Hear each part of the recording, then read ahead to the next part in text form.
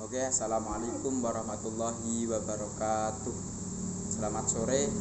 Sebelumnya perkenalkan, nama saya Muhammad Sirojul Umam, dari mahasiswa dari Universitas Nahdlatul Ulama Sunan Giri Bojonegoro, Fakultas Tarbiyah Prodi PGMI.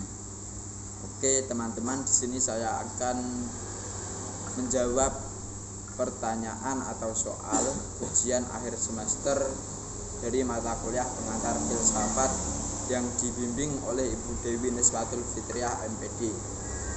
Oke, untuk NIM atau NIM saya adalah 2102011072. Langsung saja, untuk tugas nomor 1 adalah filsafat adalah suatu ilmu yang tergolong penting sehingga kita harus mempelajari.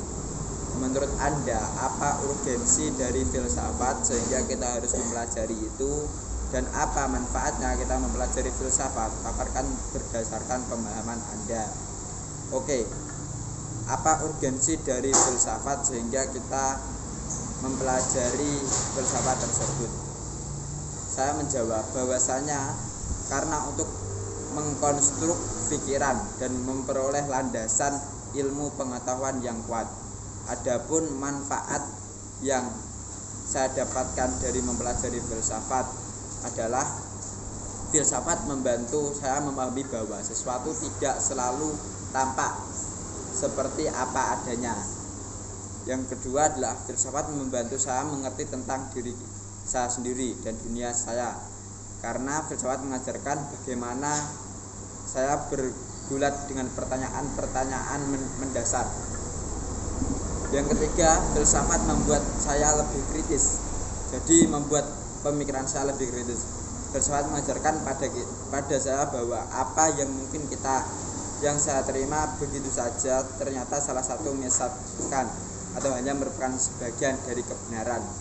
Jadi ketika saya berpikir menemukan apa itu filsafat adalah selalu berpikir mendasar bahwasanya membuktikan apa sih kebenarannya. Yang keempat adalah filsafat mengembangkan kemampuan saya dalam menalar secara jelas, membedakan argumen yang baik dan yang buruk, menyampaikan pendapat lisan dan tertulis secara jelas, melihat sesuatu melalui kacamata yang lebih luas, melihat dan mempertimbangkan pendapat dan pandangan yang berbeda. Oke, untuk jawaban yang nomor 1 mungkin dari saya seperti itu, tentang sekilas tentang manfaat mempelajari filsafat. Yang soal nomor 2 langsung saja adalah jelaskan secara singkat berdasarkan pemahaman Anda terkait A. Korelasi antara ilmu filsafat dengan ilmu pengetahuan dan agama. B. Perbandingkan filsafat dengan ilmu pengetahuan dan agama. C. Titik sentuh antara filsafat dengan ilmu pengetahuan dan agama. Oke, langsung saja saya jawab. Bahwasanya berusaha untuk mencari kebenaran. Untuk soal nomor 1 yang adalah berusaha untuk mencari kebenaran dengan menggunakan akal dan metode ilmiah melalui penelitian dan menjelaskan kebenaran itu dengan wahyu Tuhan. Yang B adalah ilmu filsafat dan pengetahuan itu menggunakan akal dan rasio manusia, dengan agama itu menggunakan wahyu dari Tuhan. Oke, lanjut yang D. Ketiganya sebagai objek kebenaran, objektif.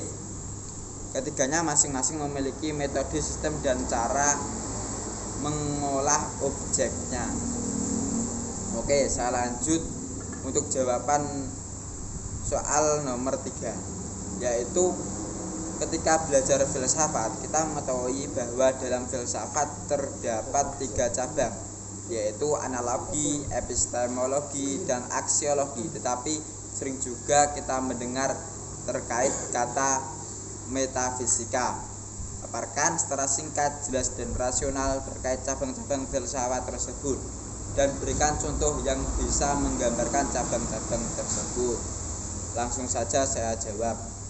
Untuk nomor 3, jawabannya adalah ontologi merupakan ilmu yang mempelajari tentang hakikat keberadaan sesuatu. Contohnya rumah. Zaman sekarang banyak sekali model rumah seperti rumah susun, apartemen dan lain-lain. Tetapi pada zaman dahulu rumah tersebut tidak ada.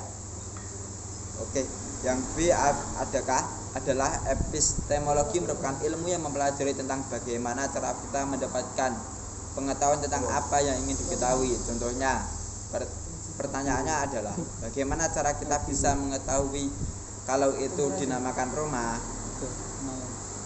Yang C, aksiologi merupakan ilmu yang mempelajari tentang manfaat pengetahuan tersebut. Contohnya, dengan kita mengetahui kalau suatu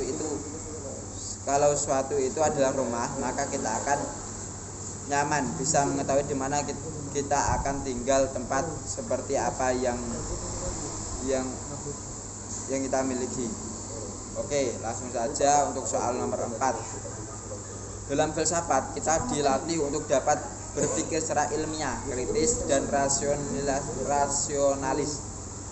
Menurut Anda, berpikir yang seperti apa sehingga itu termasuk dari proses berpikir ilmiah, kritis, dan rasionalis?